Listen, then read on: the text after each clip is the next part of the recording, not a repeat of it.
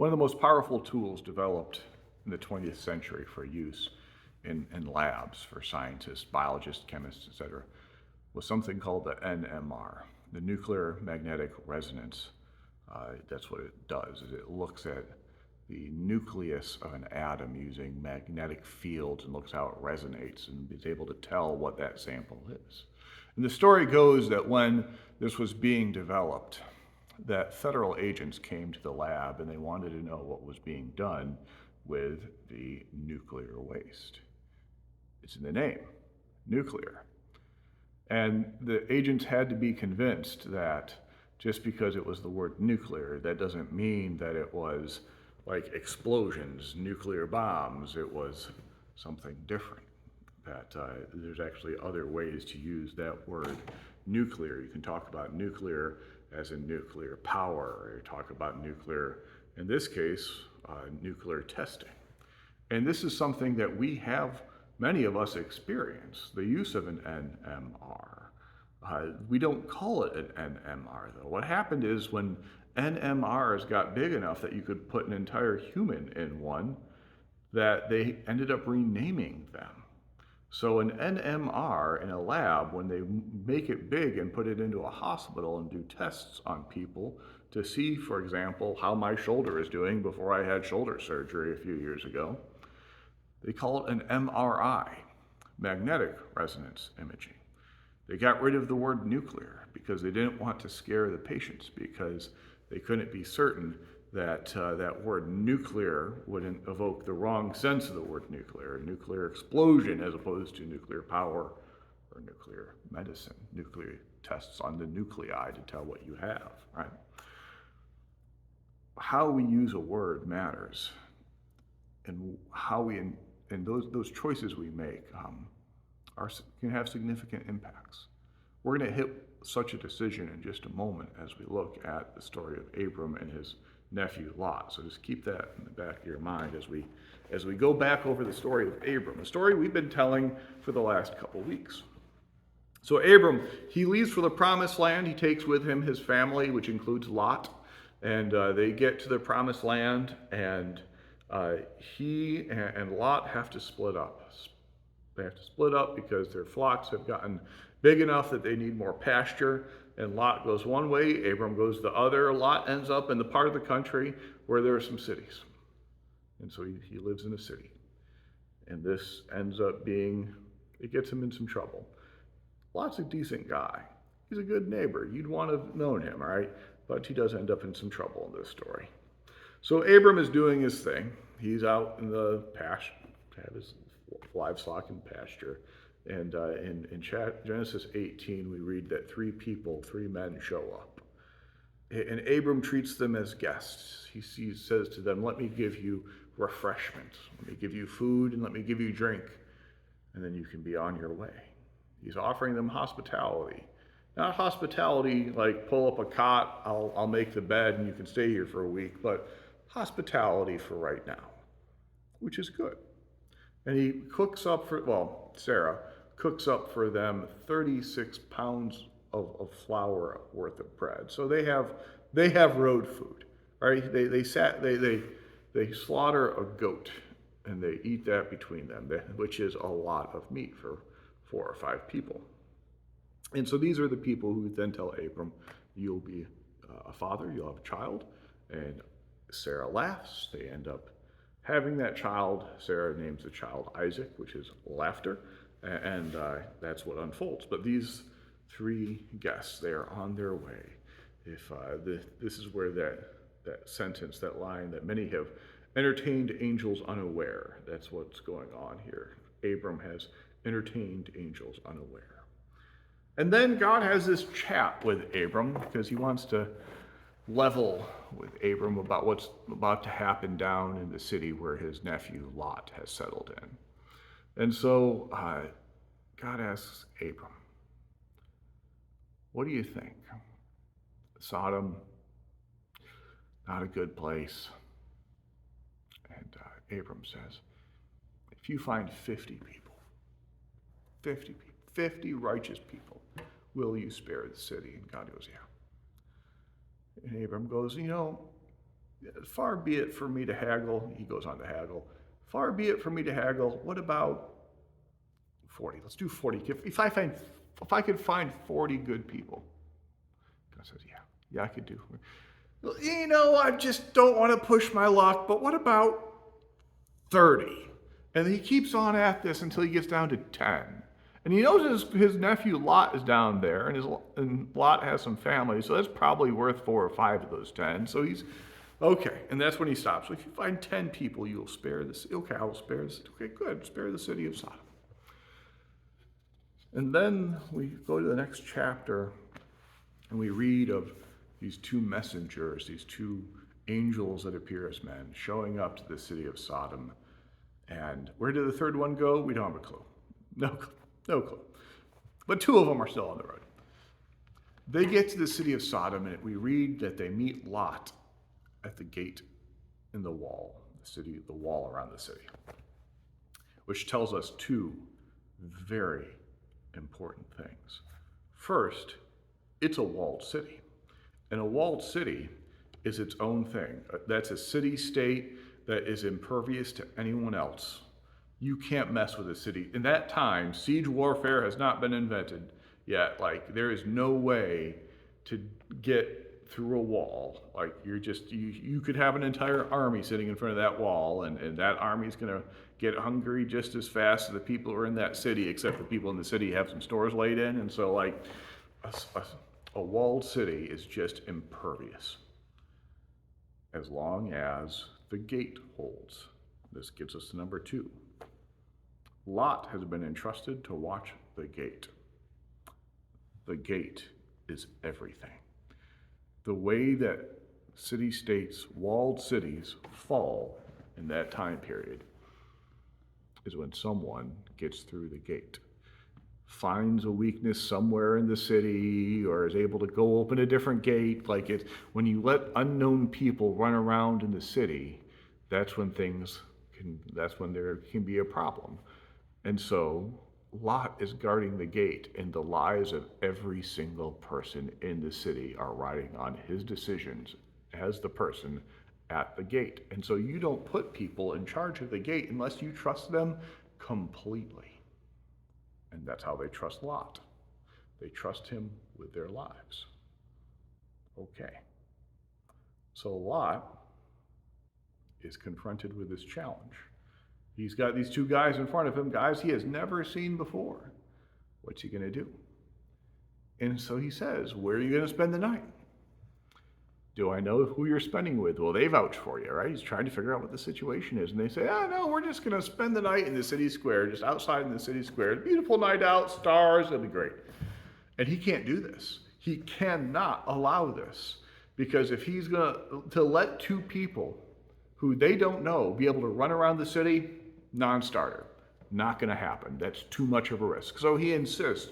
He insists so strongly that they have to say yes.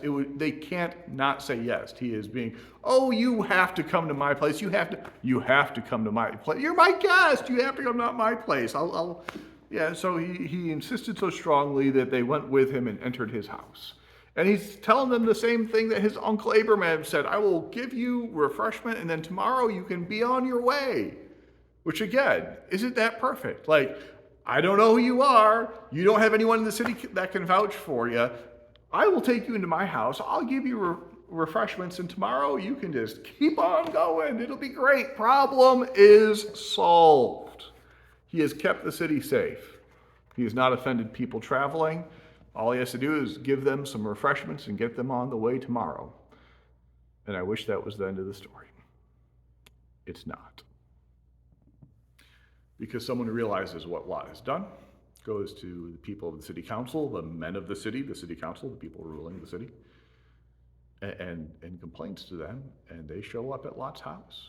Some portion of the city council shows up at Lot's house. We read that the young and the old men showed up, and that's probably 2 different factions of the city council. We don't know. But they demand that Lot send those 2 guys out so that they can know them. And here's the word we have to decide. That word that the whole passage turns on, and if we make the wrong decision, it goes completely off the rails. And so the word here is know, K-N-O-W.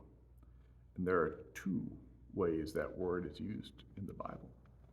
One way it can be used, like in this, well, just like that word nuclear. It can be nuclear medicine, which is mundane. It can be nuclear bombs, which is scary. Here's that same type of decision we got to make. One way the word know is used in the Bible is euphemistically, to refer to intercourse, to know someone, like that sexual intercourse. And that does happen in the Bible. But the other way the word know is used is the far more mundane. I want to know, I want to understand, I need knowledge type of understanding. That is far more common. And so our decision as we read this is, which one is it? Is it the euphemism, or is it the common meaning of the word? Well, let's think about this situation a little bit. Someone has been manning the gate, protecting the city, has brought two people in that no one else knows.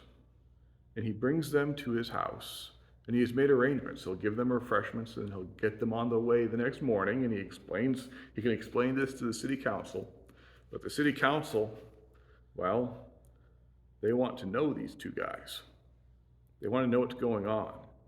They want to understand the situation, because it sounds like they're scared. Which understanding of the word know do you think this is? Right?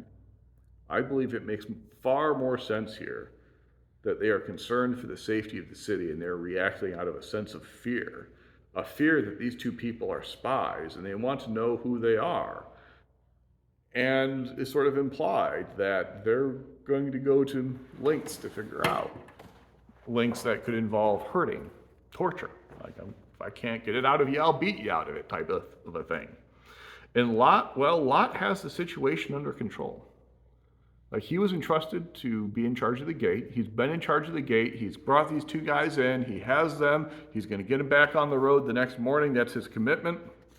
And according to the laws of the city, like, that's what he's been up to. He has the situation under control if they would just back off. And so Lot says to them, let me give you a guarantee of what I'm doing.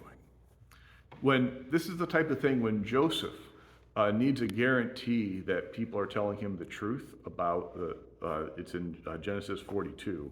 When Joseph's in charge of Egypt and 10 of the 11 brothers show up asking for food, he keeps one of them, Simeon, as proof, like sort of a hostage to make sure the other people are telling the truth. That's what Lot is offering here. Take my two daughters as sort of hostage. Like, I will put their safety on the line because I am telling the truth here. You can hold the safety of my children against me if necessary, that I'm doing the right thing here, right? And so these women that he offers, these two daughters, they are unmarried daughters who are betrothed to other men in the city. And so, they are known commodities. They are known people. And so Lot is willing to put them up at risk, willing to back up his words with even the safety of his family so that he can follow through on his offer of hospitality. He'll keep the city safe. Now, this is not convincing to the city council. They call the two guests aliens, outsiders, right? And so the gathered men insist on taking these two guests and interrogating them and torturing them so that they might know what they're up to. Like, they're scared of them. And so the sin of Sodom is that they ignore the law when they want to, when they're scared, when it's inconvenient, when they give in to expediency. Right? Even though one of their guards, Lot, has vouched for these two men, the crowd, the people who run the city, want to break their own laws and torture these two men because they're scared that they might be spies. And so if you want to know what is sodomy, the sin of Sodom, this is it. It's following the law when it's convenient and disregarding it when it's not. The sin of Sodom is a disregard for the law and a willingness to interrogate and torture a guest out of fear. The angels strike the crowd blind. They flee with Lot and his family. The city is destroyed as it has chosen to ignore the law and become a lawless place where fear rules. And as Sodom has sinned greatly, it's not just one person, but the very fabric, like the city council, the very fabric of the social structure of the city, is shown to be willing to ditch its laws when they're afraid, the laws that they put in place and committed to uphold. The destruction of Sodom, when we read it while paying attention to the grand themes of Scripture, we look at the details, right? We look at what is Scripture concerned about. It becomes clear that the sin of Sodom had nothing to do with sex. It had to do with the abuse of power. To be a sodomite, to sodomize someone according to the Bible, that term is to misuse power entrusted to you, to misuse authority, to break the laws that we have been empowered or entrusted to protect and uphold. When I first sat down and started to look at this passage to study it, as I start preaching your way through Genesis, it's coming, right? I was admittedly rather nervous. But the more I've looked at this time and in previous times, I've preached on this, I've learned and pondered, and it turns out that this moment in the story of the story of Abraham's family is a good reminder and is important to hold on to. It's a good reminder about both trusting those who have been given authority on our behalf. Lot was entrusted with authority. They should have just trusted him, right? And also for those who have been entrusted with authority, their absolute need to be as committed to what is right and what is good, even when they are scared. All right, so that's what this reminds us of, this passage.